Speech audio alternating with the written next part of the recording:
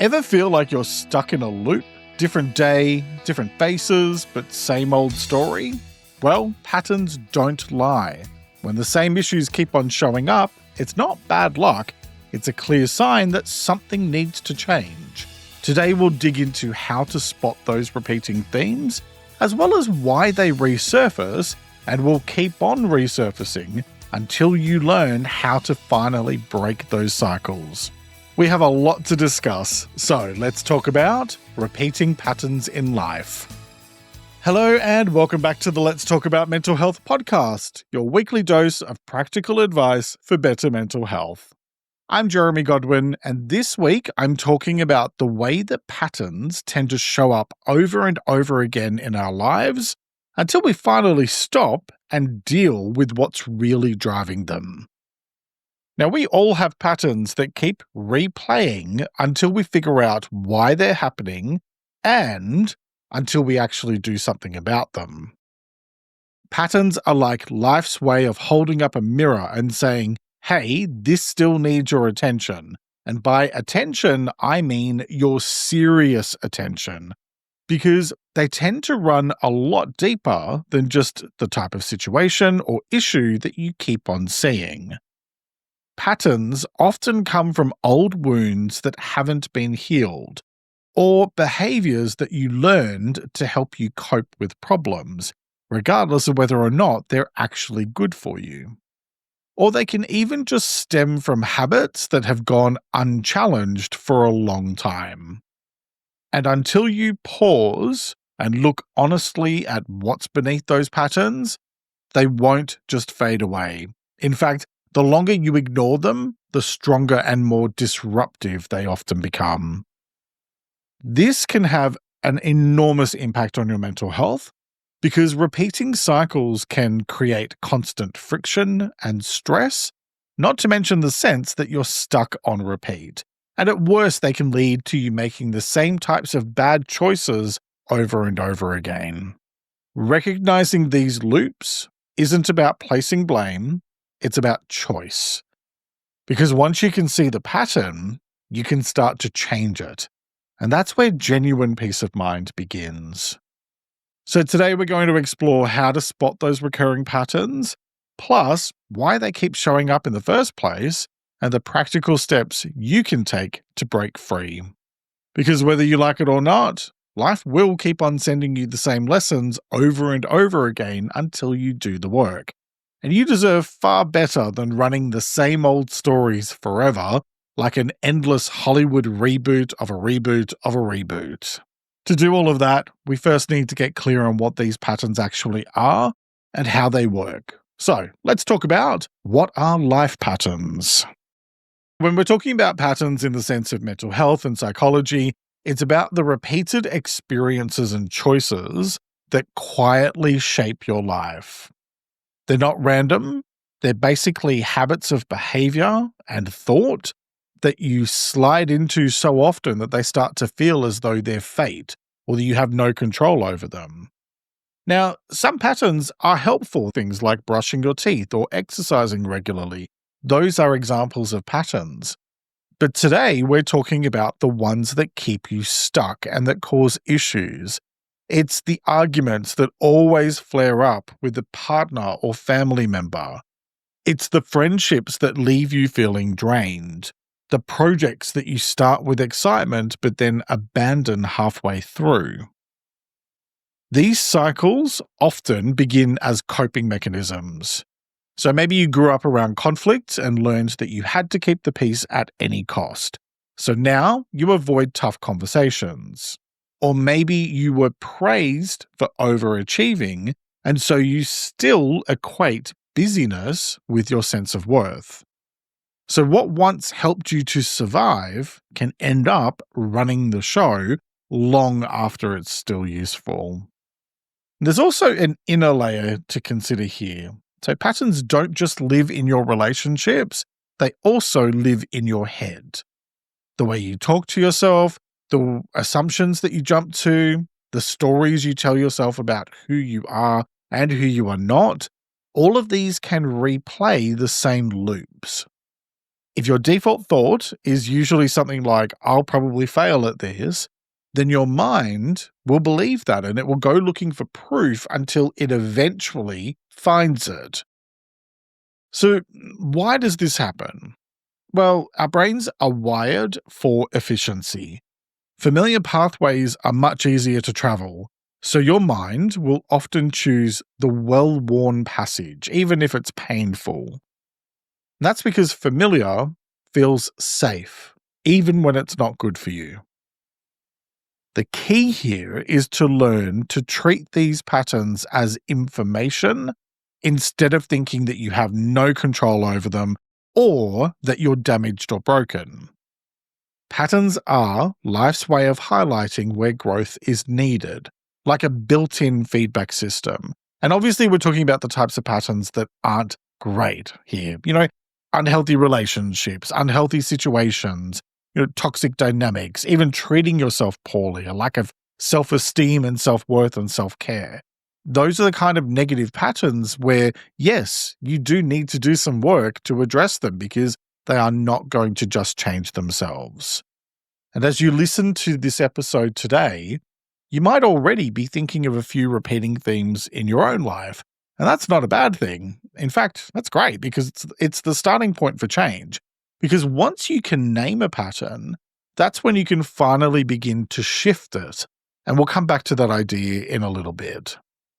But now that you understand what patterns are and how they appear, it's time to look at why they keep on coming back and why ignoring them only guarantees more of the same. So let's talk about why patterns keep repeating. Patterns don't just simply happen. They persist because your unfinished business will always find its way to the surface eventually. Every unresolved belief, unhealed hurt, and unspoken boundary is like a little message waiting to be delivered. And until you read that message and then do something about it, life is going to keep on sending you copies and reminders over and over again like a haunted fax machine, if you're old enough to know what they are. You tend to see patterns outside of yourself when familiar situations or personalities show up again and again in your life. So like a new partner who feels uncannily like an ex, or a workplace that slowly turns into a carbon copy of the hellhole that you left. These echoes are not accidents. They're clear signs that something in your choices or your expectations is pulling you back to the same lesson again and again. It's not your fault, and there's no blame here, but it is up to you to do something about it. Inside your head, you'll find that old habits tend to do a lot of the driving for you. The experiences that you had when you were growing up quietly taught you what things like love, safety, and success are meant to look like. Your brain then goes and looks for anything that feels like those old definitions, even when they weren't healthy in the first place. Because to your brain, familiar equals safe. So without meaning to, you can find yourself replaying yesterday's story over and over. And it's not just the big choices that keep patterns going. It's the tiny everyday steps you take and choices you make, like saying yes when you want to or need to say no, or ignoring the early warning signs of issues, or telling yourself, this time will be different. Every one of those little decisions adds another brick to the same old road, until it starts to feel like that's the only way life can go. The result is a quiet but powerful trap. You keep on reliving variations of the same story while convincing yourself that each time is new. It's not. It's a pattern. And every new round takes its toll on your confidence, on your relationships, and on your mental health. Here's the thing. A repeating pattern doesn't mean that there's something wrong with you. What it means is that something deeper needs your attention, because patterns really don't lie. Patterns are life's most persistent feedback system. They will keep on resurfacing louder and louder each time until you eventually make a different choice. Why? Because nothing changes if nothing changes. That's why recognizing the why behind your patterns is so important. It turns frustration into clarity. It shows you exactly where you need to do the work that will lead to real change. And it sets you up for the next step, taking the practical actions that let you stop the cycle so you can build something better. How do you do that? Well, right after this quick break, we're going to get into the how-to part of this episode so you can protect your peace and build better mental health. And welcome back. Now let's talk about how to break repeating patterns. Breaking patterns in your life isn't about making one huge dramatic gesture and changing everything. What it involves is choosing differently again and again until the new choice feels natural. So I'm going to share 3 quick actions that you can do which will help you to start that shift right now, and then 3 longer-term changes that will help you to keep it going. As always, I suggest picking one of those quick actions and trying it out for at least a week. Then you can add on the others bit by bit. Remember that all the details can be found in the transcript, it's linked in the episode description, and you can subscribe for free to get it in your inbox every Sunday. Okay, so my first quick action is call the pattern out. Start by naming the pattern you're in, and I mean properly naming it. Don't settle for, I keep on ending up in bad jobs. Be really clear and spell it out like a short story. How it starts, what sets it off, and how it usually ends. Maybe it's the way that a new boss always seems to turn into the old one, or how every promising date somehow circles back to the same drama. Write it down, voice note it, or sketch it on a napkin if that's your thing. But here's why this simple step is both necessary and powerful. As long as the pattern stays vague, your brain is going to treat it like it's just background noise. But once it is clearly described in black and white or blue biro, it becomes something that you can see and question. You begin to separate yourself from it, which is the first real crack in the old structure. And don't worry about making it perfect. This isn't homework that needs to be marked. It's just a private reality check. What matters here is being honest and being specific, because that's what starts to break the spell. Okay, so quick action number 2 is interrupt the script. The next time you feel that familiar chain reaction starting, maybe it's the argument that always builds in the same way, or the 11 p.m. work email that pushes you back into stress mode, I want you to pause, take a few long and deep breaths, and then do one small thing differently. So this is about not reacting the way you normally would. So you might choose to excuse yourself and take a quick walk. Or maybe you're choosing to just simply count to 5 before you answer a call or an email or respond to a question. Whatever you choose to do is up to you. But I'm going to put on one caveat here, which is that you cannot just react.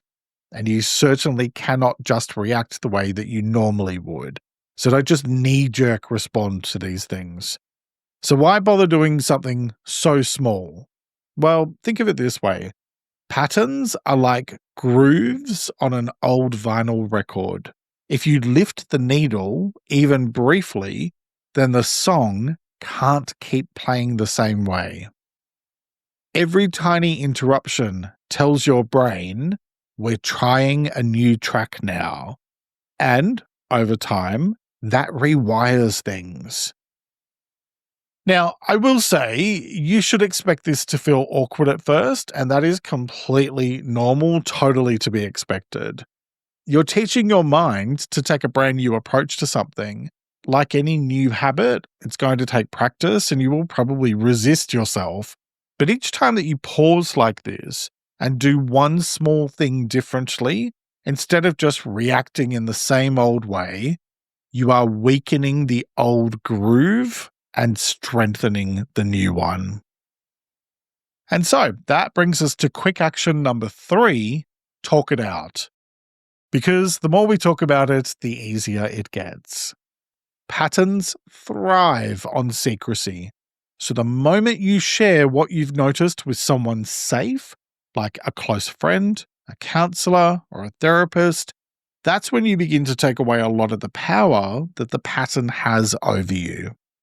The key here is to choose someone who will listen without jumping in with their ideas about how to fix it or their quick suggestions, which is why I would not recommend a close family member, for example, because they are going to struggle to remain objective and just listen. Now, if getting started with this type of a conversation feels tough, then just try a simple opening statement, something like, I've noticed that I keep repeating this pattern and I want to change it. Can we talk about it? That's all you need to start the conversation. The thing is that saying out loud what this pattern is, or this thing that, could even feel like it's a weight on your shoulder, what it does is it tends to take that weight off. It makes you feel a sense of relief. Plus, you'll often find that it makes the next step feel a lot more obvious because you then get to hear yourself describing what's really going on. And hearing it from that different perspective can really change the way that you interpret it. And if the idea of sharing this type of stuff that's really personal with another person makes you feel nervous or apprehensive, the good news is that those feelings are actually usually a sign that it's worth doing, because we tend to worry more about the things that matter more. Change doesn't happen in isolation. It happens in connection, which is why pushing through fear and self-doubt so you can talk to someone is so important. All right, so that's the 3 quick actions that I recommend to start breaking recurring patterns. Let me know in the comments which of these 3 you're going to try out over the next 7 days. So now let's get into the longer term changes that you need to focus on in terms of tackling these types of patterns once and for all. This is not some one and done tick a box type of issue where you can just quickly go and fix problems by doing one thing, but instead it really does involve you doing the work bit by bit, day by day, so that you can gradually move forward. First, make time for daily reflection. You'll find that patterns often tend to sneak back in when your life gets busy. But making time for a daily check-in, even if it's just a couple of quiet minutes that you take for yourself every single day, will help you to keep focused on what actually matters. And it really improves your self-awareness as well. So the advice here is about creating a simple daily habit that helps you to catch those patterns early so you can do something about them quickly, while they're still easy to shift. It's also about doing this proactively and on purpose, rather than just waiting until something goes wrong. Now, that could mean writing a few lines in a journal each night to reflect on any patterns that showed up, or maybe you want to do a brief mental scan at bedtime and ask yourself, did I make choices today that reflect what I really value? They do have a digital tool available that will help you to do this stuff in just 10 to 15 minutes a day, and it looks at your overall mental health and well-being. It's available to buy through my store using the link in the episode description. But this type of small and simple habit really does work like an early warning system, because the piece here is about catching issues while they're small, right? So we want to be able to notice when an old pattern is beginning to re-emerge, rather than waking up weeks later and realizing, right in the thick of it, here we go again. The more you practice this type of stuff, the more you reflect, the quicker you spot when you're about to start repeating yesterday's stories. And the easier it then becomes to choose to do something different instead. Because if you keep making the same choices over and over again, you'll get the same results. But when you choose to do something different, that's when you can begin to change things.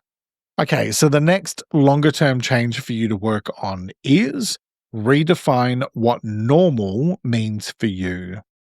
Many patterns come from outdated ideas of love, work, or success that you have absorbed over time without question.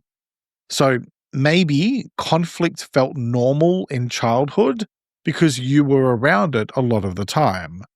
Or perhaps being constantly busy was something that was praised. Now, if those types of definitions never get updated, then as an adult, you're going to keep on choosing situations that fit them, whether you realize it or not. So the focus here is to notice any repeating patterns in your life, and one by one, spend some time tracing each one back to where it began. Ask yourself, who taught me that this was normal? And then forget about blame, forget about getting upset about the past. What I want you to do is to change it by imagining what a healthy and balanced version of that area of your life would look like now, and just write it down. Then revisit that on a regular basis. So doing this sort of work frequently and also visualizing new definitions for yourself really does help your mind to see what's possible. And over time, it helps you to make those changes. And it also helps you to feel like it's worth the effort that it takes to create that change, which it is. Now, my one thing here, though, is please make sure that you're safe when you're doing this sort of stuff. Like, if you have anything traumatic or challenging to work through, please don't try to DIY it. Work with a professional. I say that from personal experience. Oh, and I'd also like to point out that normal doesn't mean that it's right or wrong, because the idea of normal is purely in the eye of the beholder. What's normal to me is different to what's normal to you, and that's because we're unique human beings. Just because you were taught that something is normal, that doesn't mean that it is. It also doesn't mean that it's right or that it's healthy or that it's good for you. In fact, I would wager that a lot of the baggage we carry around with us on a day-to-day basis stems back to those unhealthy patterns from our childhoods. And that's a much bigger conversation that we're not going to get into here, but it is what it is. But be aware of that. Okay, so the next longer-term change is make boundaries a daily habit. And regular listeners will know just how much I believe in the power of a firm but fair boundary for better mental health. And with good reason. Boundaries are how you get stuff done. And they're also how you make sure that stuff doesn't wind up traumatizing you or turning your life upside down. Strong, everyday boundaries are the guardrails that keep old patterns from sneaking back in. They're not just for big dramatic situations either. They're also for the little things that slowly drain you and eat your emotional energy. Boundaries really are about deciding who has access to you and what that access looks and feels like. And if you don't set those guidelines for yourself, other people will do it for you. And I can absolutely guarantee you that you won't be happy about the outcome, because that's when phrases like being taken advantage of or not respected tend to come into play. Start simple. Just pick one area of your life or one specific relationship where you often feel resentful or stretched too thin, whether that's physically or emotionally or both. And then decide on a clear limit in terms of what you're willing to accept. Maybe it's putting a cap on how late you'll answer messages or how much emotional labor you're going to give to certain people. Once you've made your decision, communicate it kindly and calmly, and then stick with it. So, for example, maybe you say, I won't be answering calls or messages after 9 p.m. anymore, so I'll get back to you the following day when I'm able to. Simple, straightforward, no apology, just be direct. Be kind, you don't have to be rude about it, but be direct. Review your boundaries regularly and consider them in relation to any challenging patterns that you might be dealing with. And just remember that life changes, and so do your needs. So you need to keep on top of things as they evolve, and that means staying on top of your boundaries. Also, if someone doesn't respect your boundary, don't just let them get away with it. Call it out in a calm yet assertive way. Healthy boundaries are not walls that you're putting up. They're doors that you open and close on purpose, and they create the space for new and healthier patterns to grow. If you'd like more advice on how to set healthy boundaries, check out episode 248. It's linked in the description, or head over to ltamh.com/episodes. Here's the thing. Patterns don't lie, but they do loosen their grip when you make conscious, consistent choices like the ones we've discussed today. Each step you take, from the quick shifts to the bigger lifestyle changes, will help to rewrite the story of your life and to protect the peace that you're working so hard to build. Because when you boil it all down, breaking free from repeating patterns means making conscious choices instead of letting old habits steer your life. And every new choice you make is proof that you are not defined by yesterday's story. Each week I like to finish up by sharing a quote about the topic, and I encourage you to take a few moments to really reflect on it and consider what it means to you. This week's quote is by an unknown author, and it is, "Life will make you repeat the same patterns until you choose to break the cycle." Let me repeat that. Life will make you repeat the same patterns until you choose to break the cycle. All right, that's it for this week. Thank you very much for joining me today. Look after yourself and make a conscious effort to share positivity and kindness out into the world, because you get back what you put out. Take care and talk to you next time. If this helped, check out my episode about letting go of the past. It's linked on screen and in the description. And follow or subscribe for new episodes every Sunday.